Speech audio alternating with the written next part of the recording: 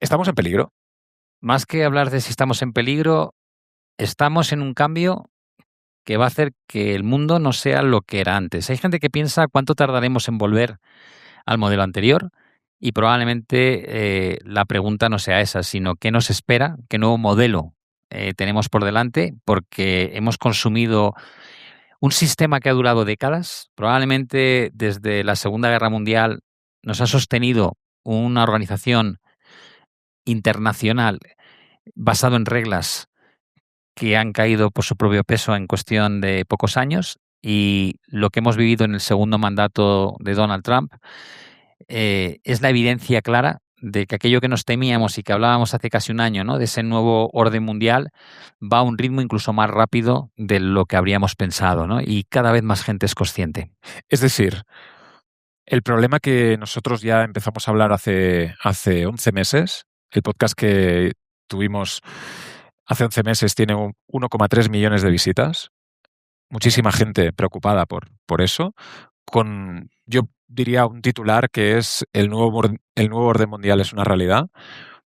¿Crees que lo que vaticinamos hace 11 meses, lo que estamos viviendo ahora, es peor?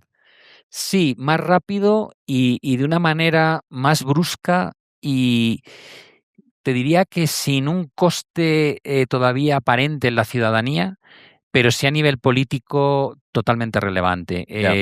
Ha pasado escasamente un año desde que Donald Trump volvió a la Casa Blanca, y según pisó la Casa Blanca, empezó a abandonar organizaciones internacionales, ha demostrado mucha más cercanía a autócratas como Putin, o el respeto hacia Kim Jong-un en Corea del Norte, respeto a su gran rival, que es Xi Jinping, y cercanía a Netanyahu, que a sus antiguos aliados, como eran miembros de la OTAN o Europa en sí misma, ¿no?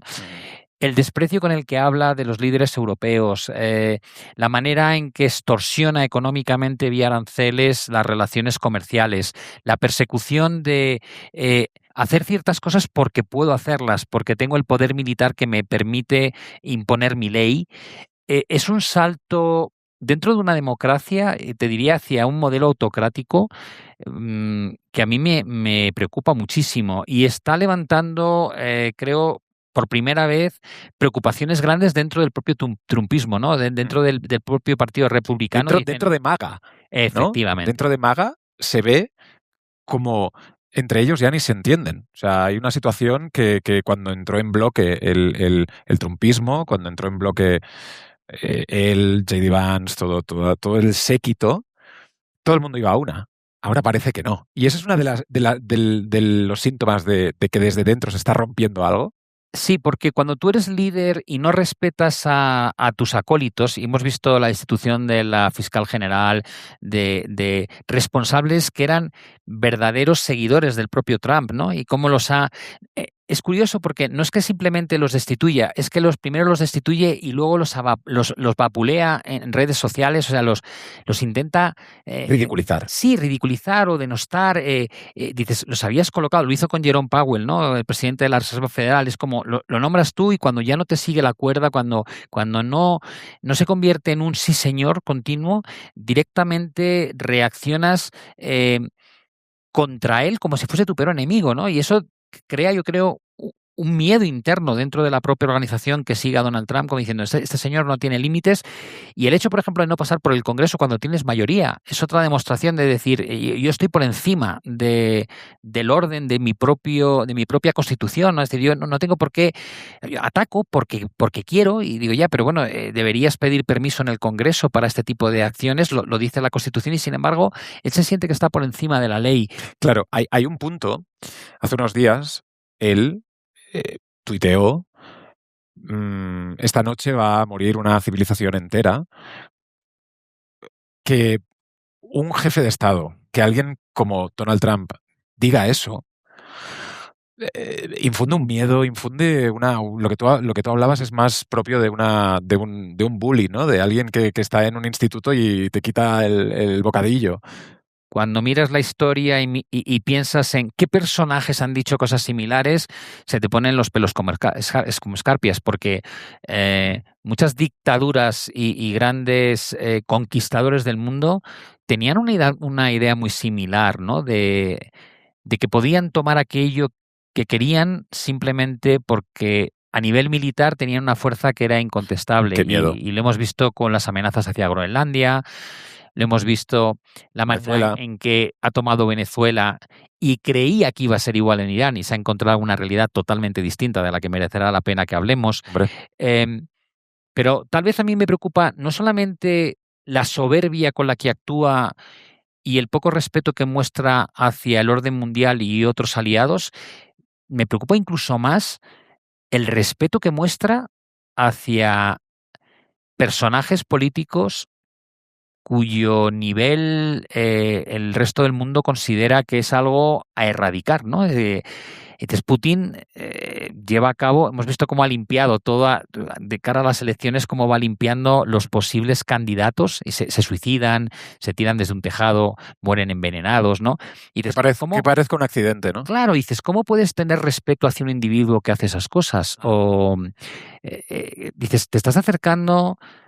Al final yo creo que se sintetiza muy rápido. El respeto nace de que tienen poder militar basado en armas nucleares. Cuando miras el denominador común de Israel, de Rusia, de China y de Corea del Norte, todos tienen armas nucleares. Y es un poco como decir, yo no puedo enfrentarme a un rival que generaría una destrucción mutua, pero aquellos que no tienen realmente esa capacidad, para mí son jugadores de segundo grado. Claro.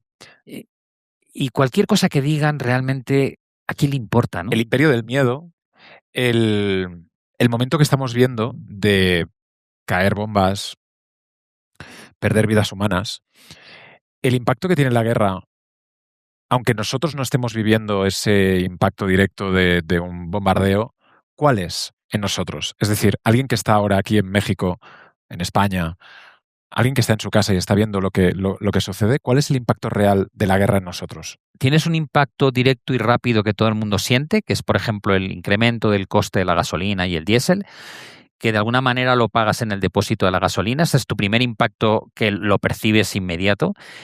El segundo impacto es cómo la logística de distribución de cualquier bien requiere la extracción de la tierra, como puede ser la agricultura, los piensos en la ganadería, el transporte de mercancías en camiones o en barcos, y todo eso incrementa de coste y de alguna manera se acaba transfiriendo al precio del producto final.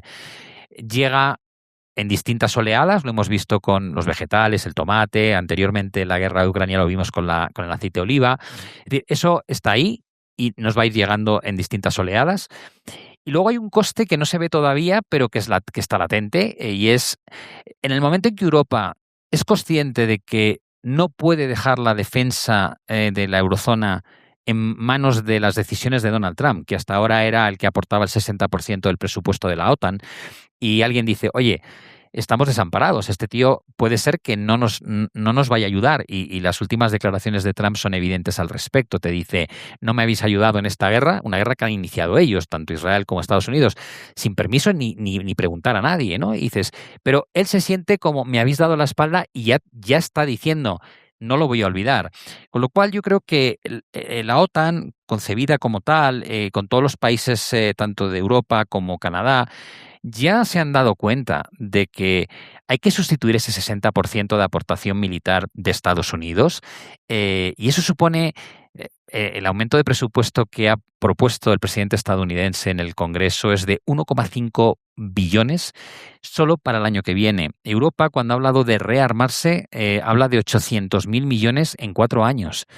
Te está dando una idea de la magnitud, y cuando alguien dice, no, Europa se va a rearmar, digo, no, Europa tiene que hacer muchísimo más que ese gasto de 800.000 millones si quiere ser suficientemente fuerte como para que Putin no quiera extender el ataque de Ucrania hacia otros países bálticos, por ejemplo, ¿no? Entonces, dices, vale, ¿el dinero de dónde sale? Porque estamos siempre con la misma sensación de todo se arregla poniendo, digo, no, pero no lo tenemos. El dinero hay que crearlo, y esa creación genera deuda, y esa deuda hay que pagarla. Y en España vimos en un modelo económico donde el estado de bienestar, bajo el prisma del progresismo, es el pilar más importante. Y claro, yo entiendo que darle un mensaje a la ciudadanía de ¿usted es consciente de que no se puede tener este nivel de bienestar y esta protección social que sea compatible con las necesidades de rearme que debemos afrontar en el corto, medio y largo plazo para sustituir a nuestro principal aliado, que era Estados Unidos, que venía de un convenio que se alcanzó después de la Segunda Guerra Mundial y que eso ya no existe? Entonces, claro, el político se encuentra en una situación complicadísima porque no le puede decir a la ciudadanía la verdad. La verdad es, tengo que destinar muchísimo más dinero de aquello que recaudo vía impuestos a protegernos militarmente, a crear realmente una armada europea que permita sostener los equilibrios actuales, que al estado del bienestar. que al estado del bienestar. Y claro, tú imagínate a un político diciendo, señores, hay que reducir a la mitad el pago de las pensiones, no podemos tener seguridad social como la que tenemos, la educación pública no puede ser como es. Es brutal. ¿Qué hacen? Patada hacia adelante. Es como, no quiero afrontar el problema, no les cuentes la realidad de lo que está ocurriendo ya. Esto no es futuro. O sea, el plan de 800.000 millones ya está en marcha. El llevar el gasto al 5% del presupuesto en PIB está ahí. Y es una necesidad, pero es que no va a ser suficiente teniendo en cuenta si Estados Unidos se larga. Y tal y como es Donald Trump, lo puede decir de un día para otro.